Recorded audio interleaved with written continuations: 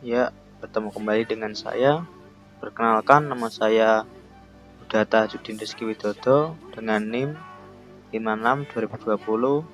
Kita akan membahas tentang tugas 5 pengenalan teknologi informasi. Dan kita akan mempelajari tentang yang pertama yaitu cloud computing, yang kedua yaitu grid computing, dan ketiga yaitu sistem komputer. Yang pertama, cloud computing. Cloud computing pada dasarnya memang masih jarang digunakan dalam kebutuhan digital sehari-hari, tetapi penerapannya sudah banyak dilakukan hanya saja pada komputer server atau pusat, dan penggunaan cloud computing sendiri akan semakin marak ke depannya karena sistem ini memungkinkan Anda untuk menjalankan suatu aplikasi di beberapa komputer tanpa harus menginstalnya satu persatu. Cloud computing merupakan sebuah kombinasi pemanfaatan jaringan internet yang mana berfungsi untuk menyimpan berbagai file dalam satu basis data. Pada teknologi ini, data disimpan di server tertentu. Begitu pula dengan software atau aplikasi lainnya sehingga memungkinkan satu komputer server untuk membagikannya dengan komputer lainnya yang terhubung. Cara kerja cloud computing.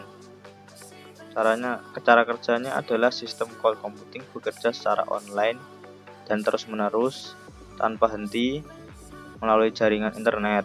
Semua aktivitas akan berpusat di komputer server dan setiap jenis data akan langsung disimpan dan siap pakai kapanpun. Cara kerja selanjutnya ialah memungkinkan user menjalankan suatu aplikasi dan setiap hal yang dijalankan pada aplikasi tersebut akan tersimpan pada komputer server end user dan komputer server yang disimpan oleh switch maupun router untuk mengekstern jaringan yang ada sehingga kita bisa melihat atau menjalankan kembali aplikasi tersebut dimanapun dan kapanpun. Peran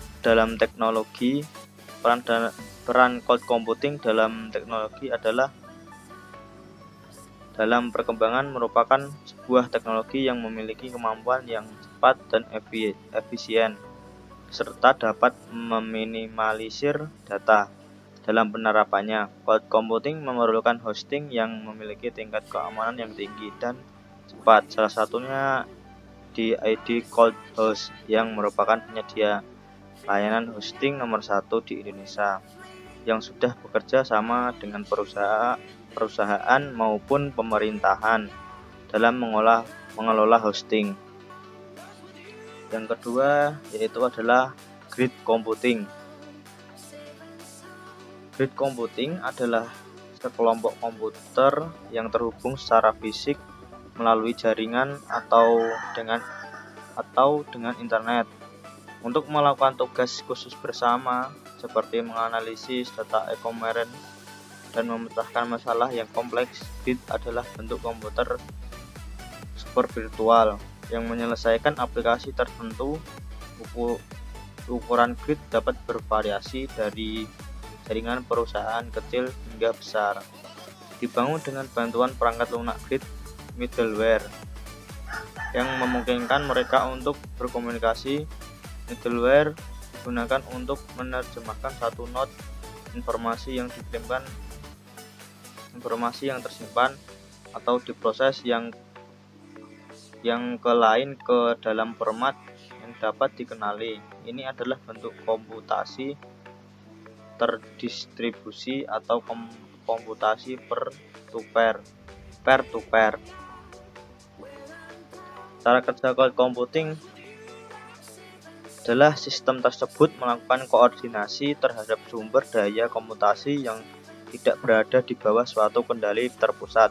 Seandainya sumber daya yang digunakan berada dalam suatu cakupan dominan administratif, maka komputasi belum dapat dikatakan komputasi grid.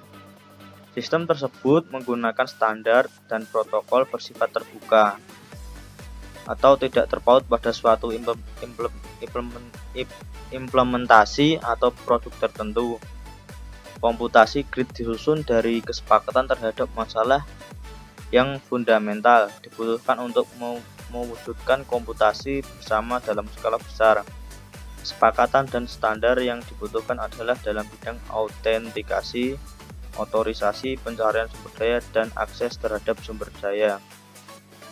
Sistem tersebut berusaha mencapai kualitas layanan yang canggih, non-trivial quality of service, yang jauh di atas kualitas layanan komponen individu dari komputasi grid tersebut. Peran dalam teknologi. Peran grid computing untuk memecahkan masalah untuk menantang seperti simulasi gempa dan pemodelan cuaca. Komputasi grid adalah cara menggunakan sumber daya secara optimal di dalam organisasi. Dan juga arsitektur jaringan juga dapat digunakan untuk menyeimbangkan beban dan koneksi jaringan yang berlebihan. Model ini menggunakan perangkat lunak pemrosesan paralel yang membagi program di antara ribuan komputer dan mengumpulkan dan menggabungkan hasilnya menjadi satu solusi. Yang ketiga adalah sistem komputer.